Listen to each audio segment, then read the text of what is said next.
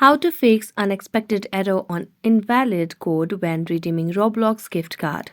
Hello everyone, welcome to this channel. I'm Emily and I'm here to help you out without any delay. Let's get started. So first of all, make sure that you have stable Wi-Fi connection on your device. After that, check on your Play Store application and make sure that you have the latest version of Roblox application. Here you can see there's no option of update over here, which means we have the latest version and updated version of the application.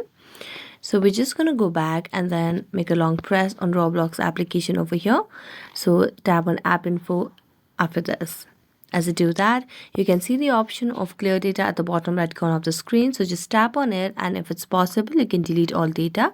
If not, you can just clear the cache. Next, tap on the app permissions and make sure that you have toggled on all the required options. After that, you can just make a long press on power button and then tap on reboot and restart the device, and this might as well help you fix the issue. So thank you so much for watching this video. See you next time.